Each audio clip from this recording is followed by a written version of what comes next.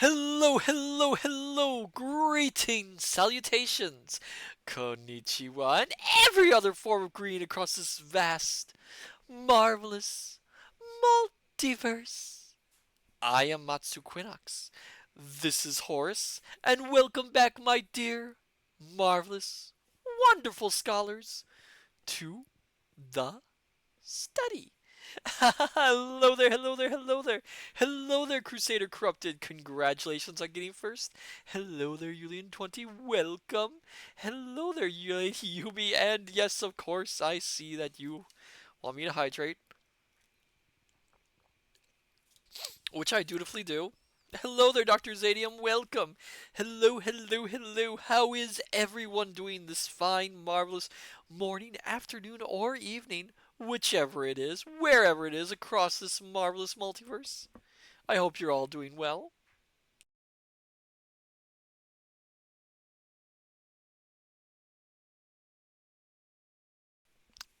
Pardon me? As for me, I'm glad to be back. Um, yes, Tuesday's stream had to be canceled for reasons which I will not get into. It's best left unsaid. But here I am, this fine Thursday, or whatever day it happens to be, wherever you are. I hope you're all doing well and fabulous. I will say we almost didn't stream tonight. Oh my goodness. Dr. Zadium, I'm doing well. LOL, Twitch advertised Matsu eats a bug with your 7,000 points. Be glad I. What? What do you mean it advertised it? I. What? Oh no. Hello there, Firefly. Welcome. Hello there, Densuo. Welcome. Lady Yumi, bring on the funny voices. I'll do my best. Dr. Zadium, in the chat, it showed it. Oh no. Oh no. No, no. No, thank you. No. But as I said, we almost didn't stream tonight. We had a little bit the the Eternal Storm, which is one of the rooms here at the study, blew open and blew an entire storm into this room. And of course you did that, Yulian 20. Of course. Okay, okay, okay. Let me just get them out.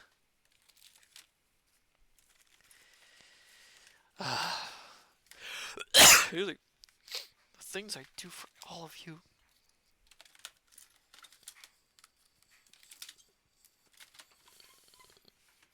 Okay. So we are once again going to only narrow it down to crickets or larvae. Mealworms, I should say. Which one do you want, Julian20? Mealworms or crickets?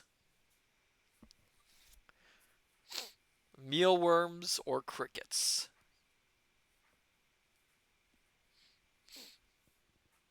I will eat whichever one you choose. Julian20, mealworms. Okay. So your choice for this evening is cheddar cheese, barbecue, or Mexican spice. Which one? And I can guess which one. Because there's only one that I haven't tried yet. Oh, barbecue. Oh, I tried that one. So, yay me. I think I tried that one. Did I try that one? Did I try that one? I think I did. I? Yes, I did try this one. So, we'll get out a barbecue mealworm. Uh, Again, I'm doing this for you, my dear scholars. Doing this all for you. It's right between my fingers right now. Okay, let's smell. Oh god, it smells exactly how I always remember it smelling, like dirt. And it's got the tiny fingers. It has the tiny legs on it. Okay. Okay, so I'm gonna eat this. You could almost, it almost feels like it's wiggly, but it isn't, of course. Okay, here we go.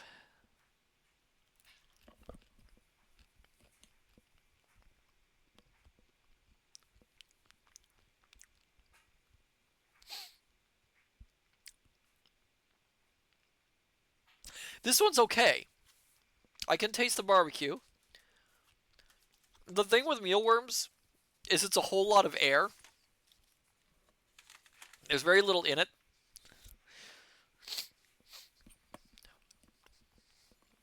It's like eating a. It's like, as I've said before, it's like eating a popcorn kernel.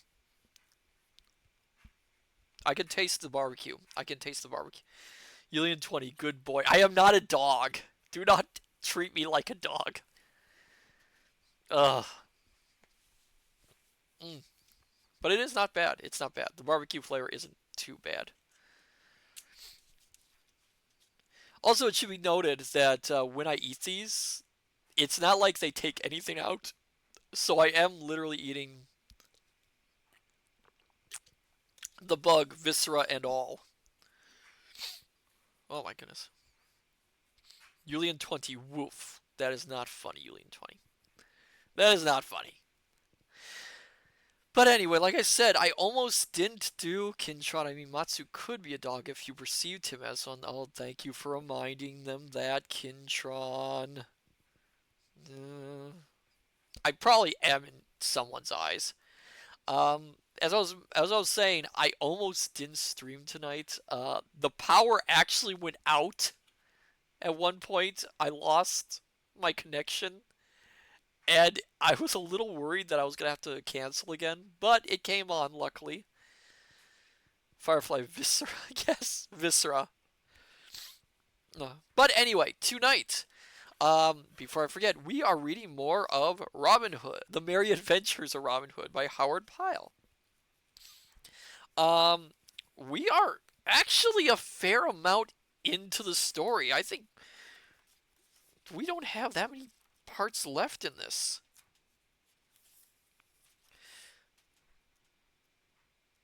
But yes. But yes. Anyway, when we last left our story, um, Little John and Robin made a bet. They decided that they were going to decide who lived a better life, a monk or a beggar. Little John chose to be a monk. Robin Hood chose to be a beggar, and we saw Little John's whole thing with being a monk. He met two other monks who he made fun of and mocked, and then went on to take their money and leave. Um, and now we are going to see how Robin fares as a beggar. My goodness, my nose. Also, pardon my nose. It's a little bit stuffed tonight. I don't know why. Hopefully, it's nothing serious. So, my dear scholars, are you ready to return to the land of Robin Hood and his merry men?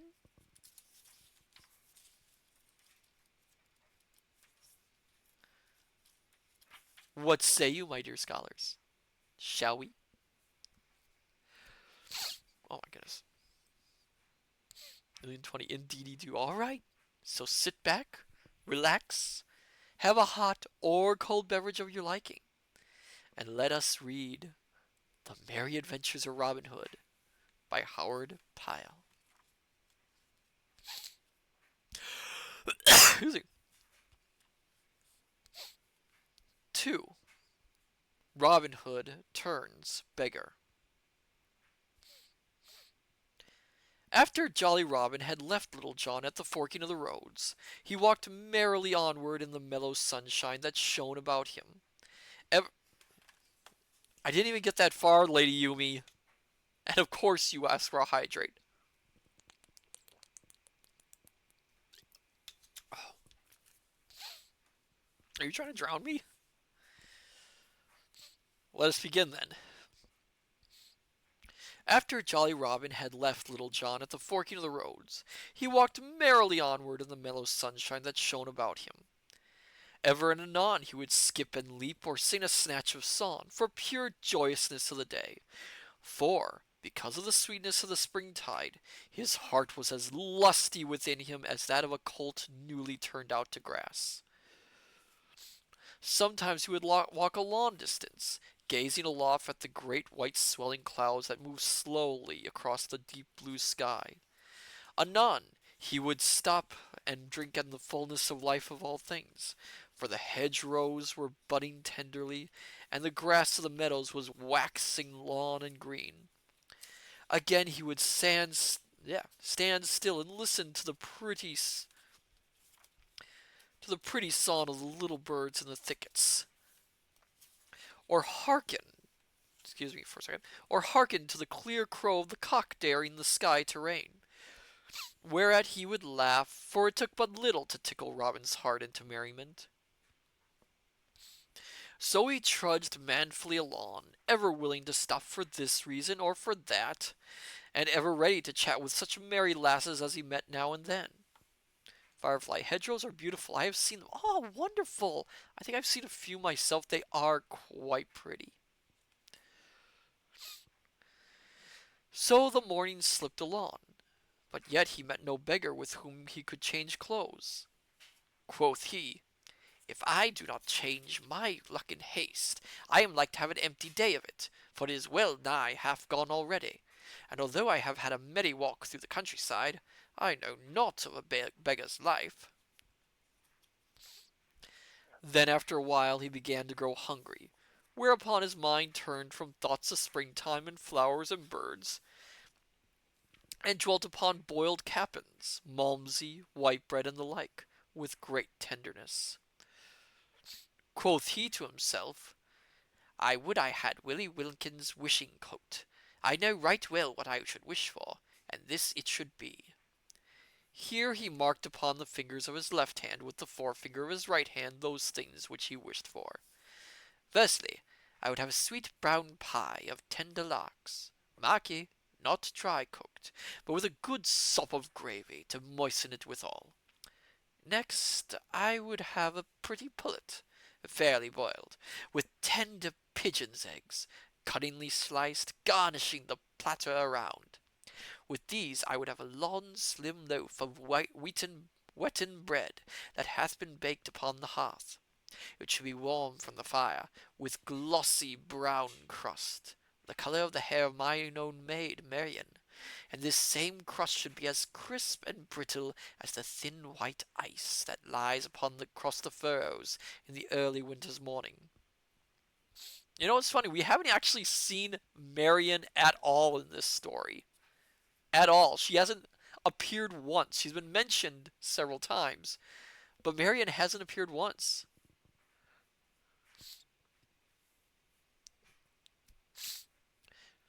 These will do for the more solid things, but with these I must have 3 pottles, fat and round, one full of Momsey, one of canary, and one brimming full of mine own dear lusty sack.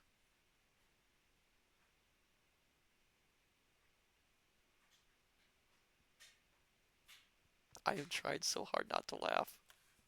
I know. I am sorry. I am trying so hard not to laugh. Not to laugh like an idiot at that line.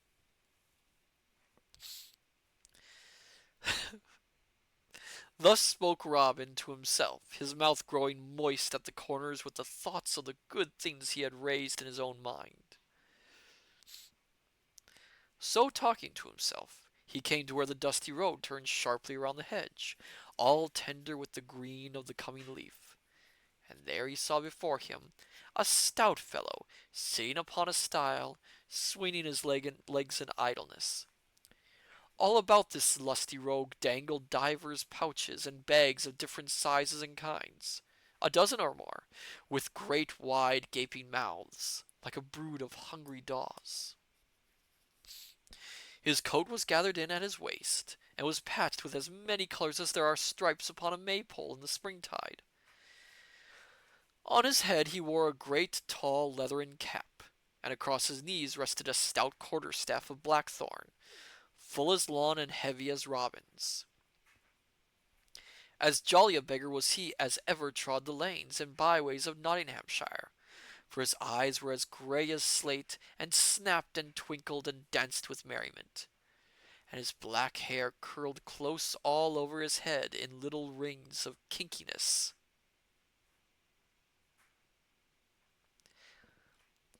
It's amazing how words have changed, haven't they, scholars? Hello, good fellow, quoth Robin when he had come nigh to the other. What art thou doing here this merry day, when the flowers are peeping and the buds are swelling? Then the other winked one eye, and straightway trolled forth in a merry voice. Lady Yumi Kinky, yes indeed. Give me 1 second, scholars. I'm going to test a new voice for this.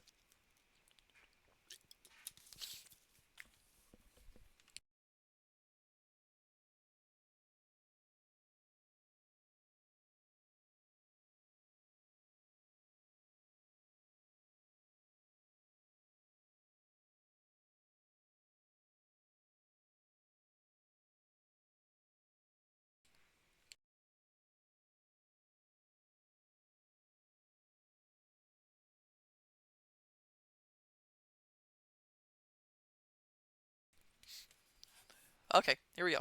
I will attempt to saw on with this new voice.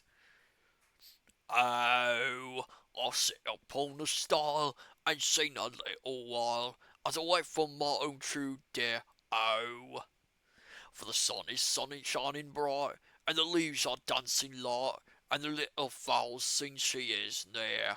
Oh, and so it is with me, bully boy, saving that my doxy cometh not. Now that is a right sweet song, quoth Robin, and were I in the right mind to listen to thee, I could bear well to hear more. But I have two things of seriousness to ask of thee, so listen, I pray thee. At this the jolly beggar cocked his head on one side, like a rogue of a magpie. Quoth he, I am in ill jog to pour heavy things into good friend, and if I mistake not, thou hast few serious words to spare at any time. Nay, quoth jolly Robin, what I would say first is the most serious of all thoughts to me, to wit, where shall I get somewhat to eat and drink? Sayest thou so? quoth the beggar. Marry, I'll make no such serious thoughts upon the matter. I eat when I can get it, and munch my crust when I can get no crumbs. Likewise, when there's no ale to be had, I wash the dust from out my throat with a trickle of cold water. I was sitting here, as thou camest upon me, bethinking myself whether I should break my fast or no. I do love to let my hunger grow mightily, keen ere I eat, for then a dry crust is as good to me as a venison pasty with suet and raisins is to stout King Harry. I have a sharp hunger upon me now, but methinks in a short while it will ripen to a right mellow appetite. Now, in good sooth, quoth merry Robin, laughing, thou hast a quaint tongue betwixt thy teeth. But hast thou truly naught but a dry crust about thee? Methinks thy bags and pouches are fat and lusty for such thin fare. Why, mayhap there is some other cold fare therein, said the beggar slyly. And hast thou not to drink but cold water? said Robin. Never so much as a drop, quoth the beggar. Over beyond yon clump, yeah, over beyond yon clump of trees is as sweet a little inn as ever thou hast lifted eyelid upon. But I'll go not thither, for they have a nasty way with me. Once, when the good pry of Emmet was dining there, the landlady set a dear little tart of stewed crabs and barley sugar upon the window sill to cool, and seeing it there and fearing it might be lost, I took it with me, till that I could find the owner thereof. Ever since then they have acted very ill toward me, yet truth bonds me say that they have the best ale there that ever rolled over my tongue. At this Robin laughed aloud. Merry, quoth he, they did ill toward thee for thy kindness. But tell me truly, what hast thou in thy pouches? Why, quoth the beggar, peeping into the mouths of his bags, I found here a goodly piece of pigeon paw, wrapped in a cabbage leaf to hold the gravy. Here I behold a dainty streaked piece of brawn, and here a fair lump of white bread. White bread was very hard to get if you were poor back then, actually. You had to make do with rye bread or barley bread, which was much easier for the poor to get their hands on. Here I find 4 oaten cakes and a cold knuckle of ham. Ah! In sooth 'tis strange. But here I behold 6 eggs that must have come by accident from some poultry yard hereabouts. They are raw, but roasted upon the coals and spread with a piece of butter that I say. Peace, good friend, cried Robin, holding up his hand. Thou makest my poor stomach quake with joy for what thou tellest me so sweetly. If thou wilt give me to eat, I will straightway hie me to that little inn thou didst tell of. But now, yeah, that didst tell of but now, and will bring a skin of ale for thy drinking and mine. Friend, thou hast said enough, said the beggar, getting down from the stiles. I will face thee with the best that I have, and bless Saint Cedric for thy company. But, sweet chuck, I pray thee bring 3 quarts of ale at least, 1 for thy drinking, and 2 for mine, for my thirst is such that methinks I can drink ale as the sands of the river Dee drink salt water. Kintron, sad to think that the common bread back then is the expensive bread. That is true. That's an odd thing too, if you think about it. Yeah, whole wheat bread, rye bread, barley bread. Those are very expensive nowadays, while white bread is considered fairly inexpensive, which is something very interesting I've noticed too. Like, for instance, with lobster. Lobster was considered a food of the poor, and now it's considered a food of the rich, which is another interesting flip of what things used to be.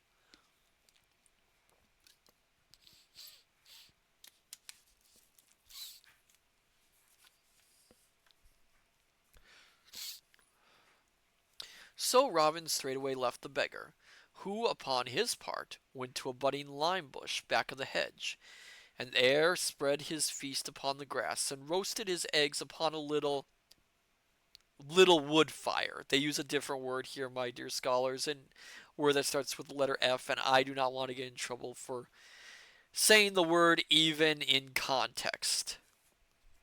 Firefly, oysters used to be everywhere and they were poor food. Yes, that's true. That was true. Oysters were food for the poor, and now they're considerably less so. Using with a deftness gained by long labor in that line. Upon a while back came Robin, bearing a goodly skin of ale upon his shoulders, which he laid upon the grass. Kintron. So I'm guessing the fire made from a little bundle of sticks. Yes, it's that word, Kintron. I don't want to accidentally be um, getting in trouble with any uh, automated sort of. Well, you know what I mean. You know what I mean. I don't want to get in trouble. After a while back came Robin, bearing a goodly skin of ale upon his shoulder, which he laid upon the grass. There, looking upon the feast spread upon the ground, and a fair sight it was to look upon, he slowly rubbed his hand over his stomach, for to his hungry eyes it seemed the fairest sight that he had beheld in all his life. Friend, said the beggar, let me feel the weight of thy skin. Yea, yea, truly, quoth Robin, help thyself, sweet chuck, and meantime let me see whether thy pigeon pie is fresh or no. Kintron, yeah, another of the perils of language I still don't censor myself on. I just feel uncomfortable saying the word, that's all. Dr. Zane, you should just say the definition in a different voice like a bad overdub. He picked up a bundle of sticks. I could do that.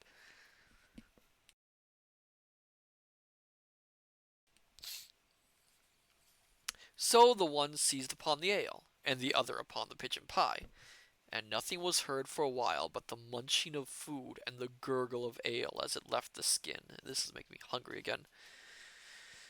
At last, after a long time had passed thus, Robin pushed the food from him and heaved a great sigh of deep content, for he felt as though he had been made all over anew. And now, good friend, quoth he, leaning upon one elbow, I would have at thee about that other matter of seriousness, of which I spoke not long since. How? Said the beggar reproachfully. That was certainly not talk of things appertaining to serious affairs upon such ale as this. Nay, quoth Robin, laughing, I would not check the thirst, sweet friend. Drink whilst I talk to thee. Thus it is. I would have thee know that I have taken a liking to thy craft, and would fain have a taste of a beggar's life mine own self. Said the beggar, I marvel not that thou hast taken a liking to my manner of life, good fellow. But to like and to do are two matters of different sorts. I tell thee, friend, one must serve a long apprenticeship ere one can learn to be even so much as a clapper dungeon, much less a crank or an Abraham man. 1 second, my dear scholars, I thought I heard something. I want to check on it. I will be right back.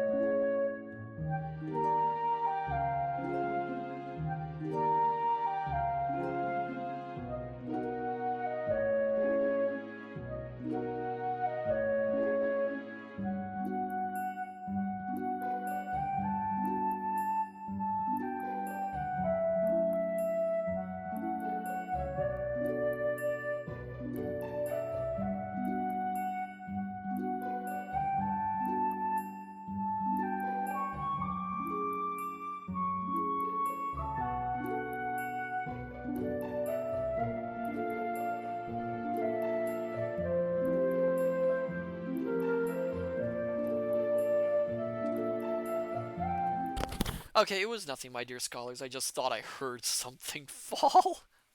It was nothing. Okay, where am I? Oh yes, the last story was Abraham Man. Um, says in the notes here, classes of traveling mentacats. I don't know what that. Oh, hold on. I'm gonna look this up so I know exactly what I'm talking about.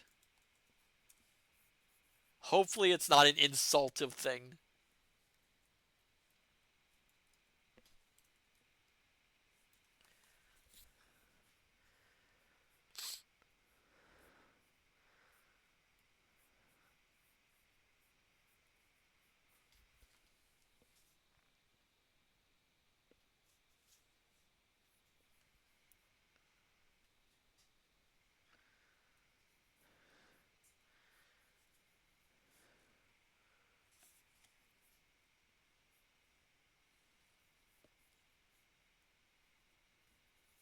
Oh, okay, okay. I looked it up. There was a word here, mentacants. So they note that an Abraham man is a class of traveling mendicants that infested England as late as the middle of the 17th century. So a mendicant, I had to look it up because there are things that are hidden from me and knowledge that has been sealed away, so I couldn't remember. A mendicant is someone who chiefly survives on the charity of others, on things like alms and things like that.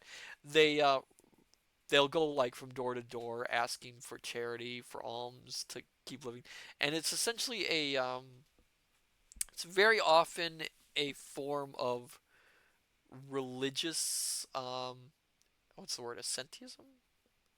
It's that sort of thing. So usually it was a form of priest or a monk or that sort of thing.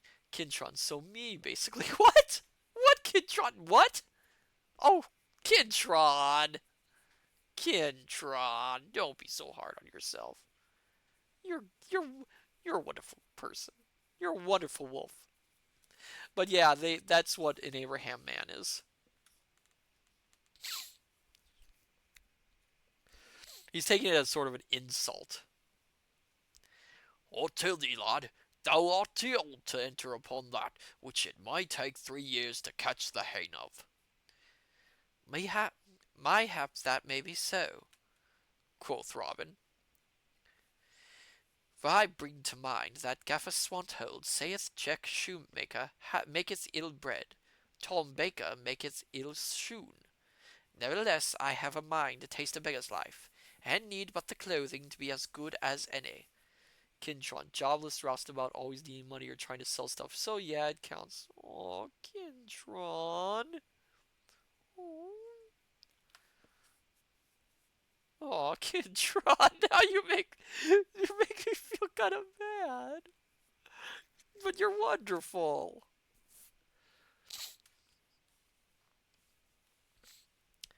I tell thee, fellow, said the beggar, if thou wert clad as sweetly as good Saint Winton, the patron of our craft, thou wouldst never make a beggar. Mary, the first jolly traveller that thou wouldst meet, would beat thee to a pudding for thrusting thy nose into a craft that belongeth not to thee. Nevertheless, quoth Robin, I would have a try at it, and methinks I shall change clothes with thee, for thy garb seemeth to be pretty, not to say gay. So not only will I change clothes, but I will give thee 2 golden angels to boot. I have brought my stout staff with me, thinking that I might have to rap some one of the brethren of thy cloth over the head by way of argument in this matter. But I love thee so much for the feast thou hast given me, that I would not lift even my little finger against thee. So thou needest not have a crumb of fear.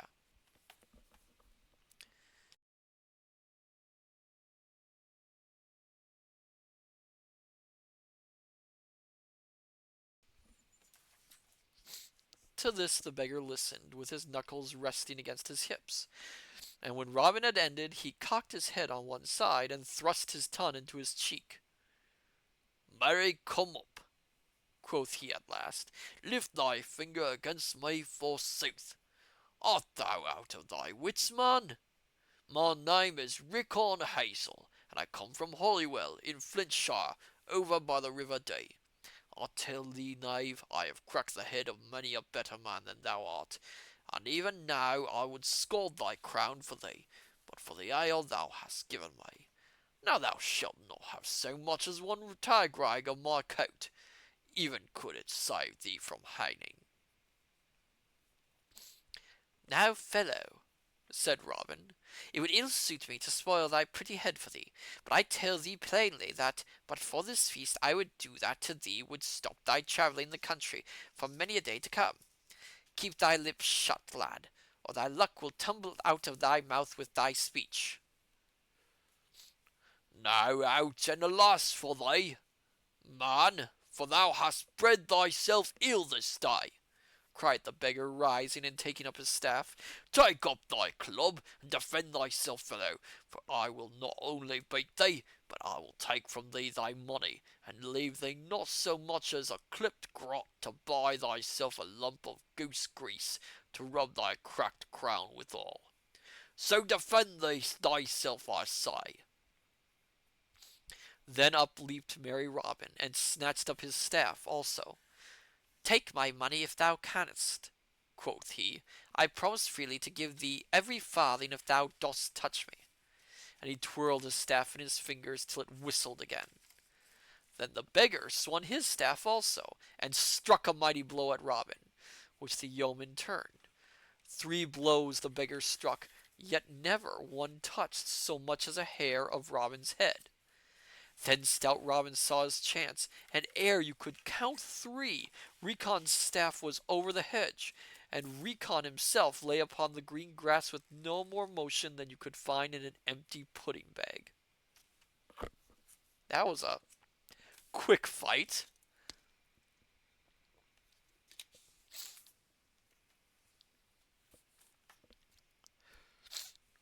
"How now," quoth merry Robin, laughing, "wilt thou have my hand or my money, sweet chuck?" But to this the other answered never a word.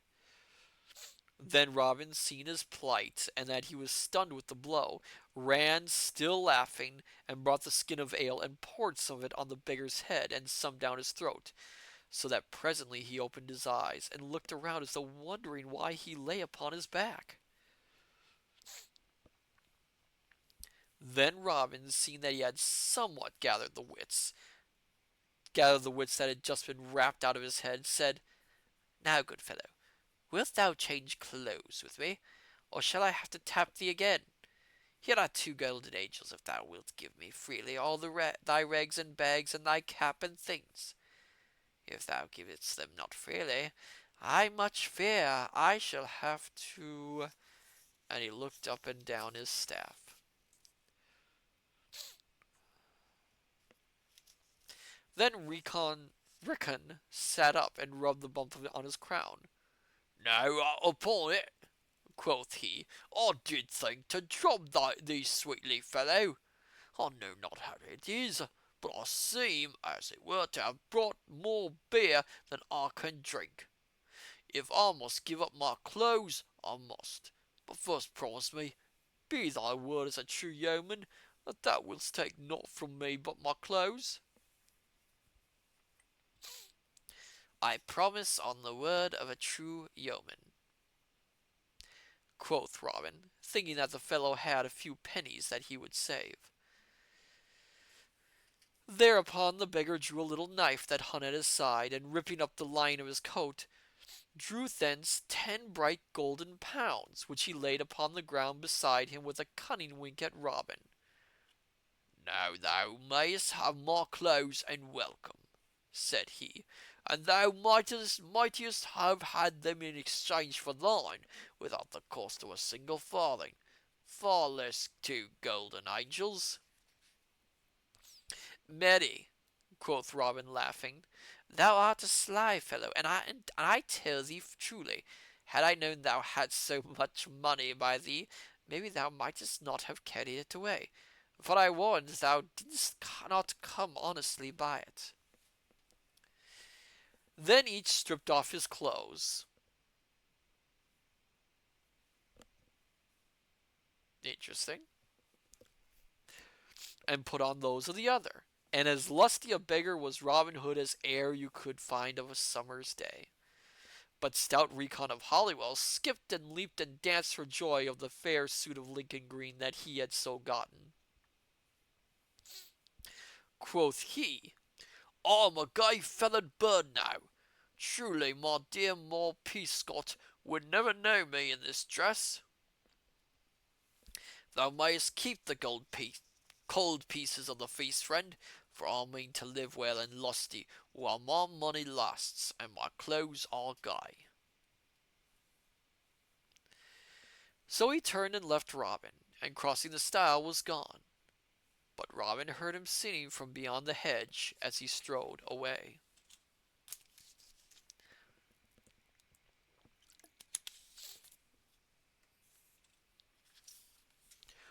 For Polly is smiling and Molly is glad when the beggar comes in at the door, and Jack and Dick call him a fine lusty lad, and the hostess runs up a great score. Then hey, Willie Waddikies, stay Billy Waddikies, and let the brown ale flow free, the beggar's the man for me. Okay, so the problem I have with these songs is they add one word too many in some of these lyrics, so it kind of throws off the tunes, I find. The other thing, I was just thinking about this. Robin has switched clothes with quite a few people through this book. The Lincoln switching to Lincoln Green for these individuals. But the thing is, if you think about it, the authorities are always on the outlook for Robin and his band, who all wear Lincoln green. What happens to these innocent souls who happen to be running around in Lincoln green? And what if they bumped into one of, say, the sheriff's soldiers or one of the king's men? What would happen to them? That was something that was bothering me a little bit because you know that as soon as one of these soldiers sees the poor beggar bouncing around in this Lincoln green, he's just gonna grab him and drag him away. Which I hate to say would be kind of hilarious in the book, but that doesn't happen, as far as I know. Robin listened till the song ended in the distance. Then he also crossed the stile into the road, but turned his toes away from where the beggar had gone. The road led up a gentle hill, and up the hill Robin walked, a half score or more of bags dangling about his legs. Onward he strolled for a long time, but other adventure he found not. The road was bare for all else but himself, as he went kicking up little clouds of dust at each footstep, for it was noontide, the most peaceful time of all the day, next to twilight. All the earth was silent in the restfulness of eating time. The plough horses stood in the furrow munching, with great bags over their noses holding sweet food. The ploughman sat under the hedge, and the ploughboy also, and they too were munching, each one holding a great piece of bread in one fist and a great piece of cheese in the other. That actually sounds delicious. So Robin, with all the empty road to himself, strode along, whistling merrily, his bags and pouches bobbing and dangling at his thighs. At last he came to where a little grass-grown path left the road, and passing through a stile and down a hill, led into a little dell and on across a rill in the valley, and up the hill on the other side, till it reached a windmill that stood on the cap of the rise, where the wind bent the trees in swaying motion. Robin looked at the spot, and liked it, and for no reason but that his fancy led him, he took the little path and walked down the grassy sunny slope of the open meadow, and so came to the little dingle, and ere he knew it, upon four lusty fellows that sat with legs outstretched around a goodly feast spread upon the ground.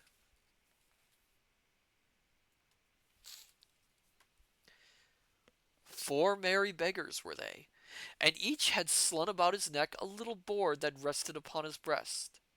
One board had written upon it, I am blind. Another, I am deaf. And another, I am dumb. And the fourth, pity the lame one.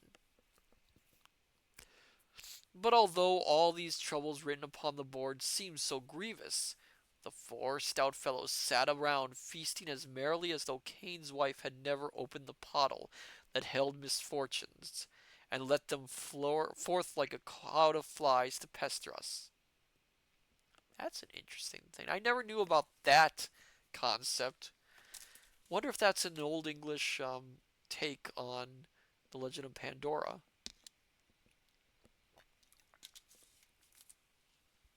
Oh, hello there, Tadami9. Welcome. You look like a wizard. I am a omniversal librarian. This is just happened to be what I dress like. Well, this has happened to be what I look like. I mean, I can look like almost anything, really. It's all a matter of perception. But this is how most people perceive me. And if you're going to say, am I magical? Well, I'm not sure how I would define my abilities. I am me. I am omniversal, interdimensional. Tedemi, can you change into a waifu, please? um,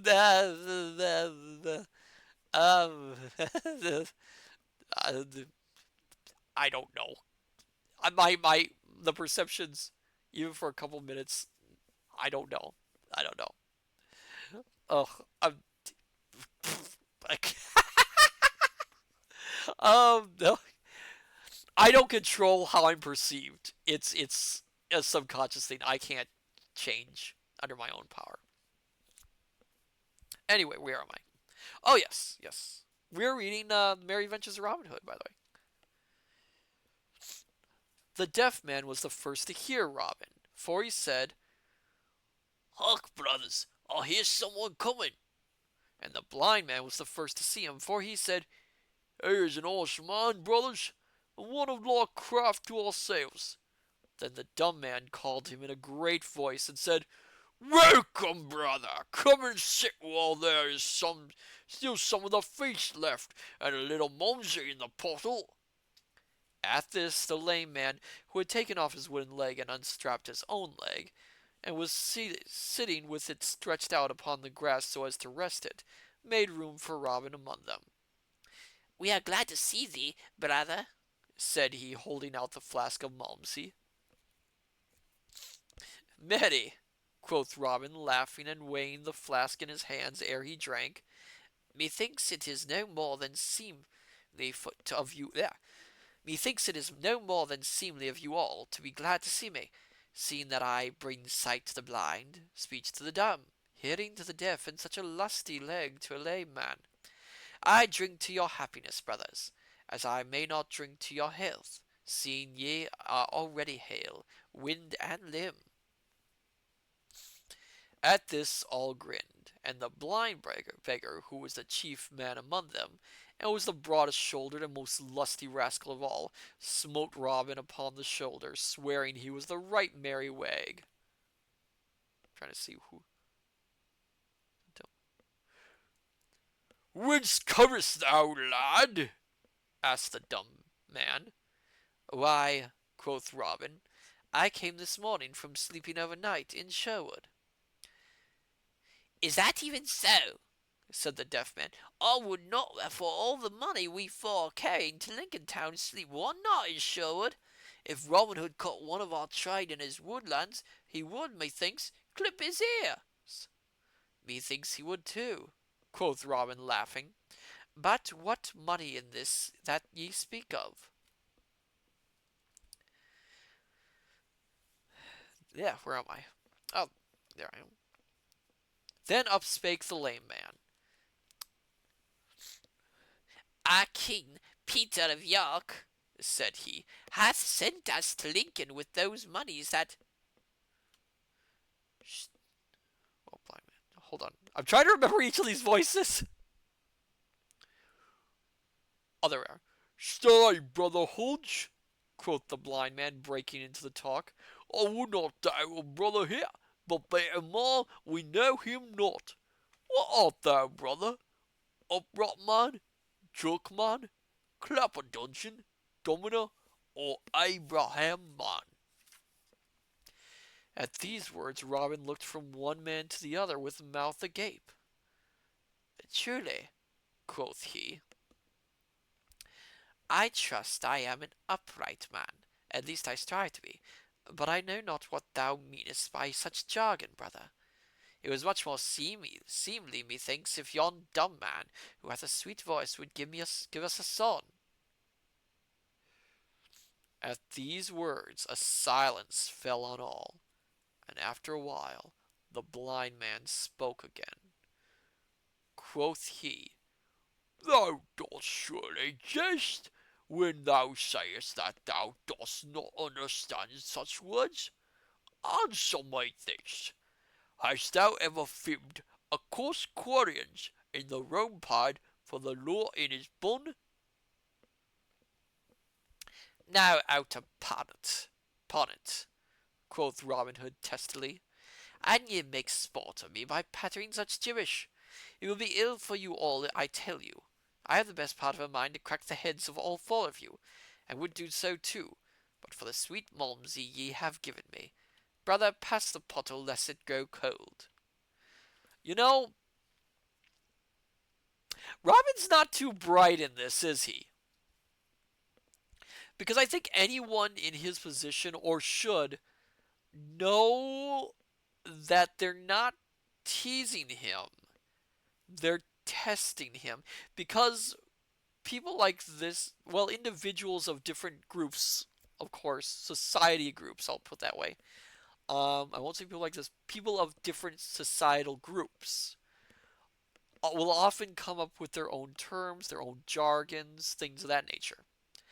Um, Showman used to do that, in fact. Uh, so he should realize that what they're saying is not made up phrases, but actual words that they would use commonly amongst each other. So Robin is kind of an idiot here, I think. But all the four beggars leapt to their feet when Robin had done speaking, and the blind man snatched up a heavy knotted cudgel that lay beside him on the grass, as did the others likewise. Then Robin, seeing that things were like to go ill with him, albeit he knew not what all the coil was about, leapt to his feet also, and catching up his trusty staff, clapped his back against a tree, and stood upon his guard against them. How now? Cried he, twirling his staff betwixt his fingers. Would yon four stout fellows set upon one man? Stand back, ye rascals, or I will score your pates till they have as many marks upon them as a pothouse door. Are ye mad? I have done you no harm. Thou lies, quoth the one who pretended to be blind, and who, being the lustiest villain, was the leader of the others. Thou liest, for thou hast come amongst us as a vile spy. But thine ears have heard too much for thy body's good, and thou goest not forth from this place until thou go feet foremost, for this day thou shalt die. Come, brothers, all together, down with him. Then whirling up his cudgel, he rushed upon Robin, as an angry bull rushes upon a red rag. But Robin was ready for any happening. Crink crack! He struck two blows as quick as a wink, and down went the blind man, rolling over and over upon the grass. At this the others bore back and stood at a little distance, scowling upon Robin. Come on, ye scum! Whoa, that is bold words, Robin, cried he merrily. Here be cakes and ale for all. Now, who will be next served? To this speech the beggars answered never a word, but they looked at Robin as great Blunderbore looked upon stout Jack, the slayer of giants, as though they would fain eat him, body and bones. Nevertheless, they did not care to come nigher to him and his terrible staff. Then, seeing them so hesitant, Robin of a sudden leaped upon them, striking even as he leaped. Down went the dumb man, and away flew his cudgel from his hand as he fell. At this the others ducked to avoid another blow, then taking to their heels scampered, the one way and the other the other, as though they had the west wind's boots upon their feet. Robin looked after them, laughing, and thought that never had he seen so fleet a runner as the lame man. But neither of the beggars stopped nor turned around, for each felt in his mind the wind of Robin's cudgel upon his ears. Then Robin turned to the two stout knaves lying upon the ground. Quoth he, These fellows spake somewhat about certain moneys they were taking to Lincoln. Methinks I may find it upon this stout blind fellow, who hath as keen sight as e'er a trained woodman in Nottingham or Yorkshire. It were a pity to let sound money stay in the pockets of such thieving knaves. So saying, he stooped over the burly rascal and searched among his rags and tatters, till presently his fingers felt a leathern pouch slung around his body beneath his patched and tattered coat. Then this he stripped away, and weighing it in his hands, bethought himself that it was mightily heavy. It were a sweet thing, said he to himself, if this were filled with gold instead of copper pence. Need to get more water.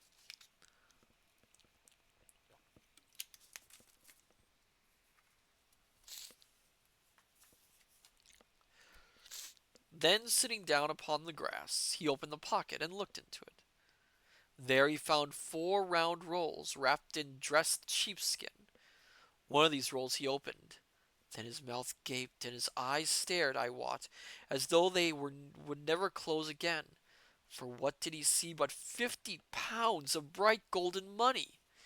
He opened the other pockets and found in each one the same 50 bright new stamped golden pounds.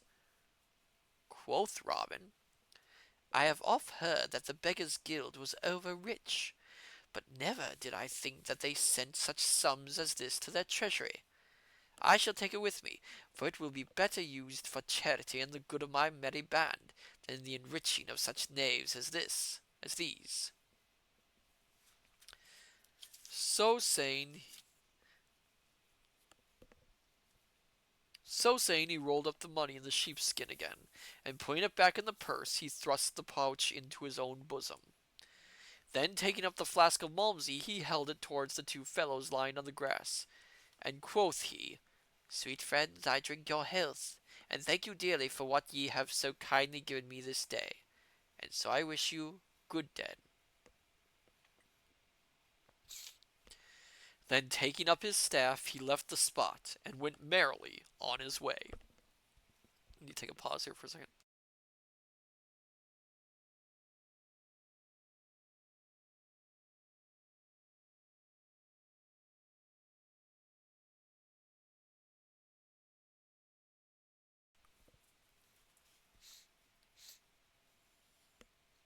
But when the 2 stout beggars that had been rapped upon the head roused themselves and sat up, and when the others had gotten over their fright and come back, they were as sad and woebegone as 4 frogs in dry weather, for 2 of them had cracked crowns.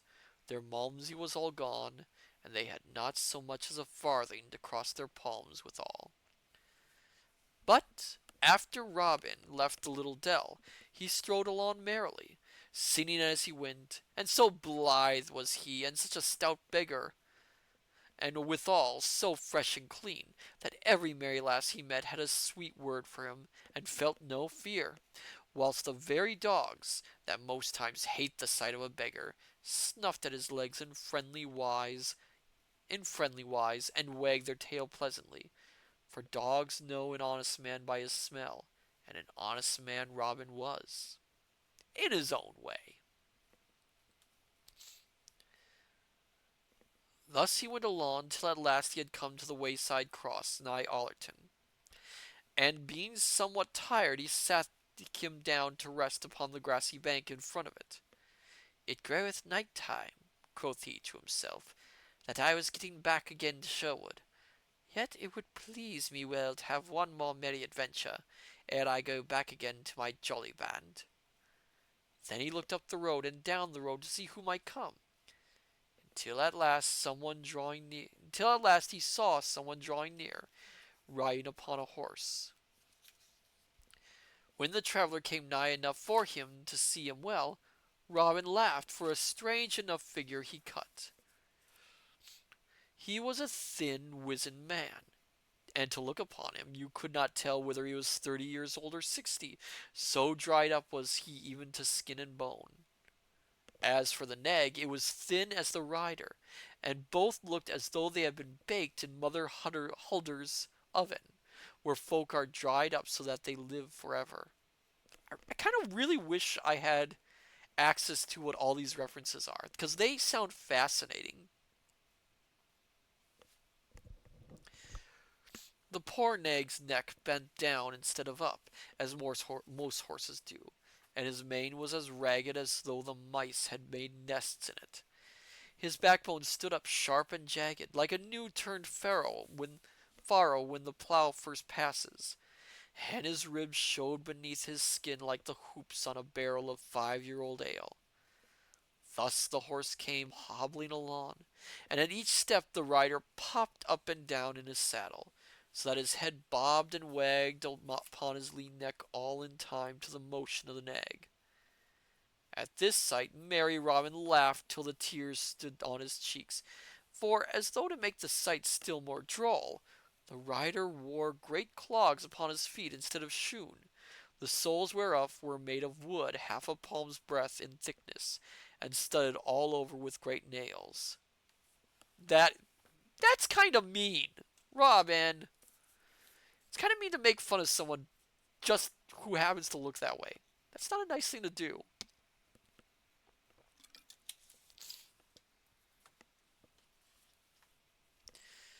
But although Robin laughed, he knew the wayfarer to be a certain rich corn engrosser of worksop, who more than once had bought all the grain in the countryside and held it till it reached even famine prices, thus making much money from the needs of poor people. And for this he was hated far and near by everyone that knew aught of him. Quoth Robin to himself when he saw who it was that came, "Oh ho, my thieving magpie, it is thou, isn't it? Now I would that I could pluck thee bare, even to the naked skin. But thou art so sly that I misdoubt finding aught of thy ill-gotten gains upon thee so nigh to Sherwood. Nevertheless, I will see what can be done, for as Gafford Swathold says, if Ned never tries, Ned never does." So after a while the corn engrosser came riding up to where Robin sat, whereupon merry Robin stepped straightway forth, in all his rags and tatters, his bags and pouches dangling about him, and laid his hand upon the horse's bridle rein, calling upon the other to stop. "Who art thou, fellow, that doth dare to stop me thus upon the king's highway?" said the lean man in a dry, sour voice. "Pity a poor beggar," quoth Robin. "Give me but a farthing to buy me a piece of bread." "No, out upon thee!" snarled the other. "Such sturdy rogues as thou art are better safe in the prisons or dancing upon nothing, with a hempen collar about the neck, than strolling the highways so freely." "Tut," quoth Robin, "how thou talkest! Thou and I are brothers, man. Do we not both take from the poor people that which they can ill spare? Do we not make our livings by doing naught of any good? Do we not both live without touching palm to honest work? Have we either of us ever rubbed thumbs over honestly gained farthings? Go to! We are brothers. I say, only thou art rich and I am poor. Wherefore, I pray thee once more, give me a penny." "Dost thou prate so to me, sir?" cried the corn engrosser in a rage. "Now I will have thee soundly whipped if ever I catch thee in any town where the law can lay hold of thee. As for giving thee a penny, I swear to thee that I have not so much as a single groat in my purse. Were Robin Hood himself to take me, he might search me from ground to heel without finding the smallest piece of money upon me. I trust I am too sly to travel so nigh to Sherwood with money in my pouch, and that thief at large in the woods." Then merry Robin looked up and down, as if to see that there was no one nigh. And then coming close to the corn engrosser, he stood on tiptoe and spake in his ear. "Thinkest thou, in sooth, that I am a beggar as I seem to be? Look upon me. There is not a grain of dirt upon my hands or my face or my body. Didst thou ever see a beggar so? I tell thee, I am a man as thou art. Look, friend." Here he took the purse of money from his breast and showed to the dazzled eyes of the corn engrosser the bright golden pieces. "Friend, these rags serve but to hide an honest rich man from the eyes of Robin Hood."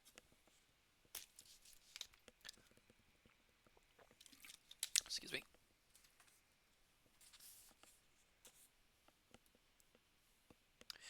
"Put up thy money, lad," cried the other quickly. "Art thou a fool to trust a bag of rags to shield thee from Robin Hood. If he caught thee, he would strip thee to the skin, for he hates a lusty beggar as he doth a fat priest, or they of my kind. Is it indeed so? Quoth Robin. Had I known this, mayhap I had not come hereabouts in this garb. But I must go forward now, as much depends upon my journeying. Where goest thou, friend? I'll go to Grantham, said the corn engrosser, but I shall lodge tonight at Newark, if I can get so far upon my way. Why, I myself am on the way to Newark, quoth merry Robin, so that as two honest men are better than one. In roads beset by such a fellow as this Robin Hood. I will jog along with thee, if thou hast no dislike to my company. Why, as thou art an honest fellow and a rich fellow, said the corn engrosser. I mind not thy company, but in sooth I have no great fondness for beggars. Then forward, quoth Robin, for the day wanes and it will be dark ere we reach Newark. So off they went, the lean horse hobbling along as before, and Robin running beside, albeit he was so quacking with laughter within him that he could hardly stand. Yet he dared not laugh aloud, lest the corn engrosser should suspect something.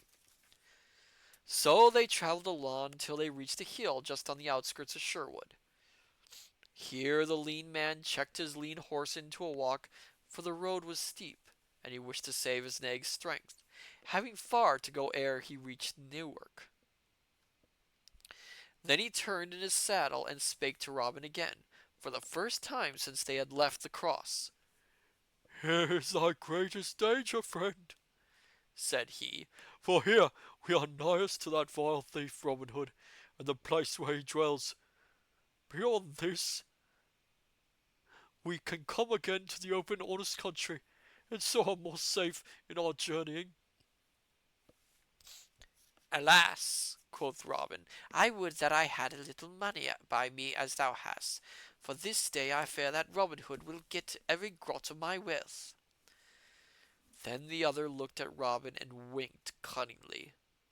Quoth he, I tell thee, friend, that I have nigh as much by me as thou hast, but it is hidden so that never a knave in Sherwood could find it. Thou dost surely jest. How could one hide so much as 200 pounds upon his person? Now, as thou art so eldest a fellow, and withal, and so much younger than I am, I will tell thee There, that which I have told to no man in all the world before, and thus thou mayest learn never again to do such a foolish thing as to trust a beggar's garb to guard thee against Robin Hood. Seest thou these clogs upon my feet? yes, quoth Robin, laughing. Truly, they are large enough for any man to see, even were his sight as foggy as that of Peter Patter, who never could see when it was time to go to work. Peace, friend, said the corn engrosser, for this is no matter for just jesting. The souls of these clogs are not what they seem to be, for each one is a sweet little box, and by twisting the second nail from the toe, the upper of the shoe and part of the sole lifts up like a lid, and in the spaces within are 80 bright golden pounds in each shoe, all wrapped in hair to keep them from clinking, and so telling tales of themselves. Another drink of water.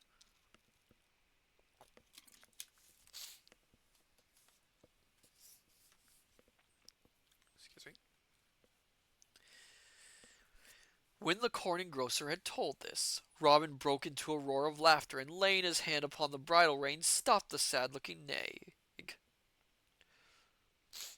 Stay, good friend, quoth he between bursts of merriment. Thou art the slyest old fox that e'er I saw in all my life. In the soles of his shoon, quotha. If ever I trust a poor seeming man again, shave my head and paint it blue. A corn factor, a horse jockey, an estate agent, and a jackdaw for cunningness, says I. And he laughed again till he shook in his shoes with mirth.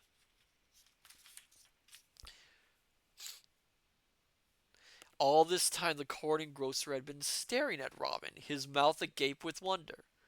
"Art thou mad?"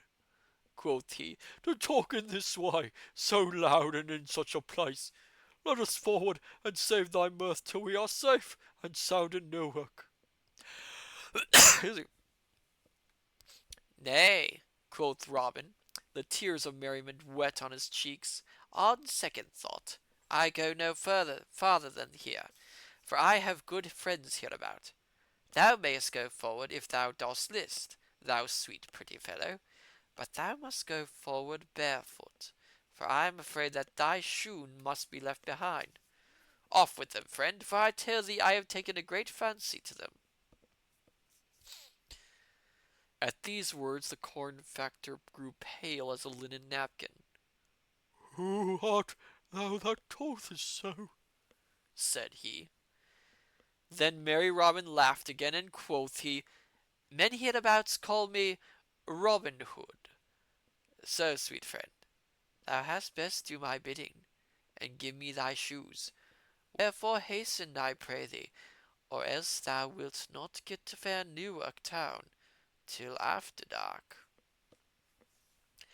At the sound of the name of Robin Hood, the corn factor quaked with fear, so that he had to seize his horse by the mane to save himself from falling off its back.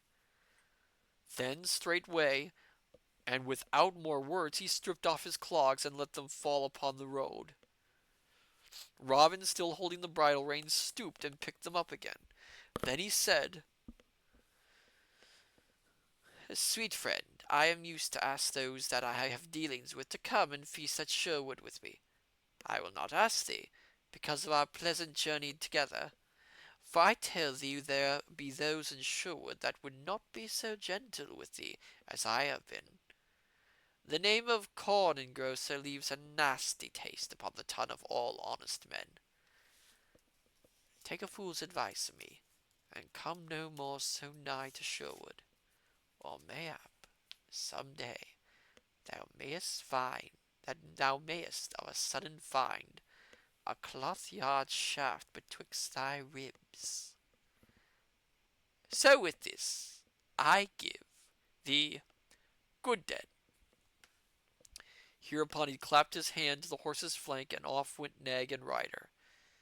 But the man's face was all bedewed with the sweat of fright, and never again, I wot, was he found so close to Sherwood Forest as he had been this day. Robin stood and looked after him, and when he was fairly gone, turned laughing, and entered the forest carrying the shoes in his hand. That night in sweet Sherwood the red fires glowed brightly in the wavering lights on tree and bush, and all around sat or lay the stout fellows of the band to hear Robin Hood and Little John tell their adventures. First Little John began, and told about his meeting with the three lasses, amid great shouts of laughter. For he was quaint of speech, and told his doings merrily. Then Robin told of his meeting the stout beggar, and what befell behind the hedge under the lime tree. Then Little John told of meeting the good fellows at the inn, and Robin told of his adventure with the four beggars, and showed the money he had taken from them. Last of all, Little John told how he had prayed to Sir Dunstan with the Grey Friars, and showed the gold that the saint had sent him. Then Robin matched with his story of meeting the corn engrosser at the cross near Ullerton, and held up the shoes that he had taken from the lean man. All listened closely, and again the woods rang with shouts of laughter. When all was told, Friar Tuck spoke up. "Good master," said he, "thou hast had a pretty time, but still I hold to my saying that the life of the barefoot friar is the merrier of the two." "Nay," quoth Will Stuteley, "A hold with our master, that he hath had the pleasure of doing of the two, for he hath had two stout bouts at quarterstaff this day." I'm trying to do a Scottish accent, but I'm slipping at that. So some of the band held with Robin Hood and some with Little John. As for me, I think, but I leave it with you to say for yourselves what you hold with. After you have settled the matter in your minds, we will see how merry Robin went to famous London town, and how he shot with the longbow before Queen Eleanor. Likewise, we shall hear of the adventures that befell him thereafter. So listen to what follows. 1 second, my dear scholars. I want to check how long this next part is.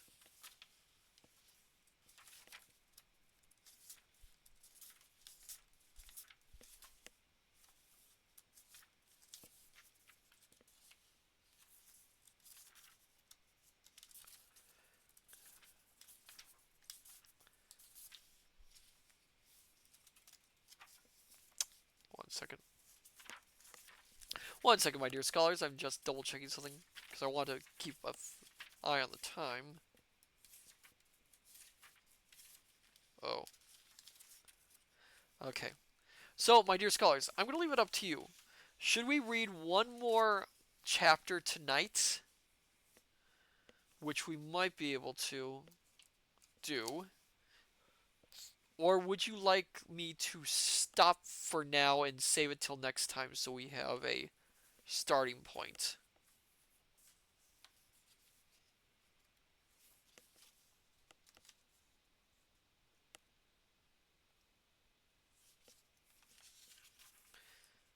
What say you, my dear scholars?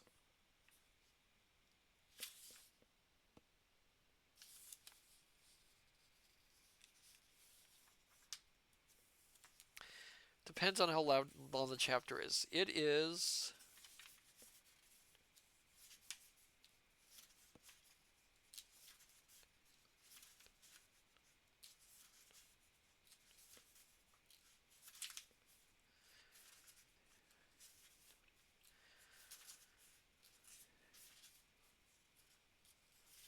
26 pages. It's 26 pages long.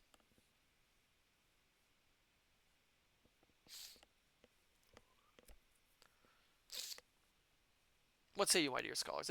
I'll leave it up to you. If I read the next chapter, I'll have to take a quick break and then, oh, Private Matter says save it. So we got one for save. What say the rest of you, my dear scholars? Should we save it or should we continue?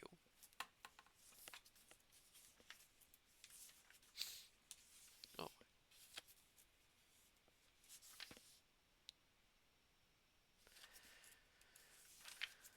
We are actually very close to the end of this book.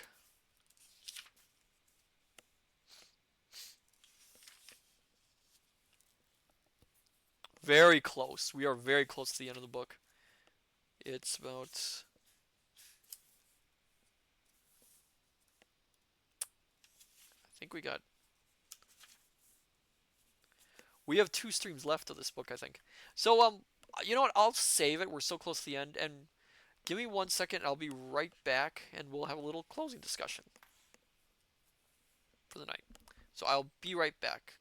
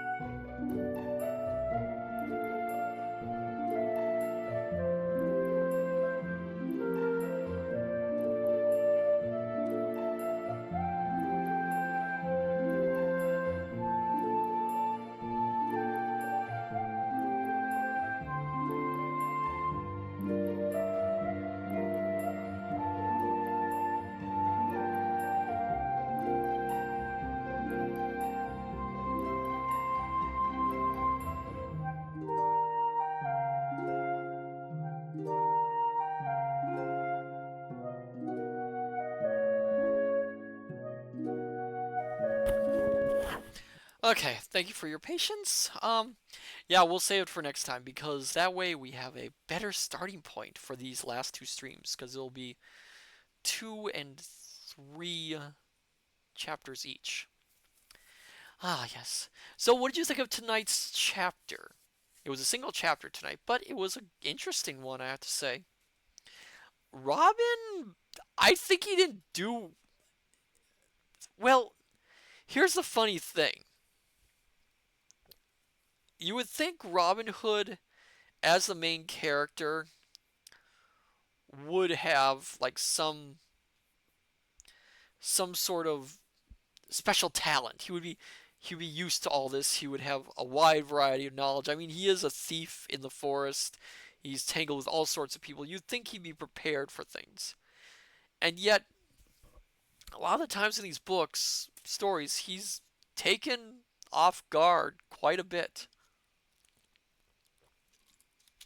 Um, which I find interesting, especially in this one where he slips up on the beggar's language. And like I said, you would think that he would figure out that that is something being said in another language, or that since he's saying this to him, they're saying this to him that they're trying to test him or something. That he would be prepared to be tested by other beggars. In fact, one of the beggar that he gets the clothes from, in fact, if you recall, says, if any of these other beggars find out that you are, not a beggar, they're probably going to go after you. And the thing is, he completely messes up here. Which I find fascinating. It shows him as being very fallible and, to be honest, a little dumb. I mean, Little John did a better job at being a monk than Robin Hood did at being a beggar, by far. And I just think that out of the two, Little John had the better time of it. Um, I do find it interesting so far in the story. We are, like I said, we are very close to the ending of the book. Um, Marion hasn't appeared once. She's kind of in the distance as a character, and Robin Hood has mentioned her. I think mentioned her twice. I think this is the second time she's mentioned her in the entire book. Once was at the start of the book, and now this. I don't think she's been mentioned at all otherwise. She's like a non-character.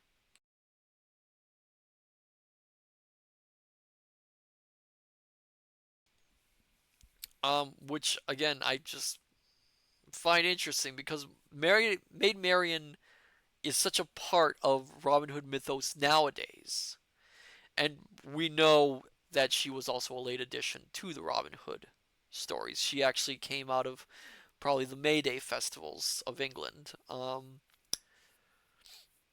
So she is. So to see her in a story like this, where she's essentially a non-entity, is fascinating. And the fact they mentioned Queen Eleanor at the end of this chapter, because unless let me double check something, my dear scholars. I need to be the historian before I make a blunder.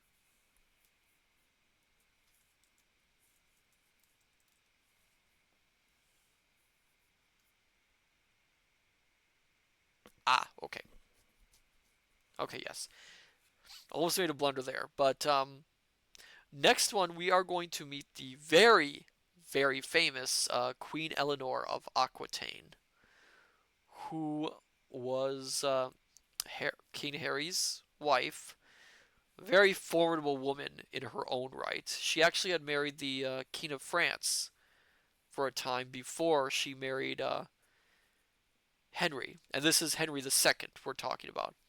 Um, which makes this story interesting again because most of the times, as we all know, Robin Hood is tied with Prince John as his adversary, and Robin being a ally of King Richard. So to have this story tie in Robin Hood instead with Richard's father, Henry II, is really an interesting move because at this point, well, here's a funny thing with this. By this point, I want to say this is late in Henry's reign, probably, maybe. So he might be actually co-ruling with his son Henry the Younger, who actually died on the throne, which is why Richard became king in the first place. Richard was not supposed to become king. It was supposed to be Henry the Young King, who was his firstborn. Eleanor wanted Richard on the throne, from what some sources say. But yes, so it's interesting to have Robin Hood placed in the era of Henry II, with Richard basically being in the wings of what's to come. So Prince John isn't Robin's adversary. His adversary essentially is the Sheriff of Nottingham, with Henry II being the bigger adversary over things. Again, I find that a fascinating move by Howard Pyle. I don't know if that was a commonly done move or if that came out of some other tradition. Um, but yes, I find that interesting, which is something we are going to get into next time when we do our reading. So, um, next week. Next week, Sunday, I think we're doing the Dracula collab at 4. I'm not 100% sure. I've lost complete track of that one. Hopefully, I'll hear something about it. I will alert you, scholars, when it is. But next week, we are only going to be doing one stream, and it'll be on Tuesday. And we will hopefully this time get to play A Little to the Left. I am blanking on the name of the game. Oh my goodness, what is the name of the game? I was gonna play. This is bad for me. Seeing Stars. A Little to the Left, Seeing Stars. We will hopefully finally get to play it. So for now, let's see who there is, who we can raid, if there is anyone. Um, we are doing reading streams, so let's raid. Um, it's toughy. Let's raid tonight. I think let's raid Legacy Bookish. They are reading a Plague Doctor romance. Interesting. So, my dear scholars, I say unto you, good evening, good morning, good afternoon. Till we meet each other again at the study, take care, and I shall see you next time. Till then, farewell and bye bye.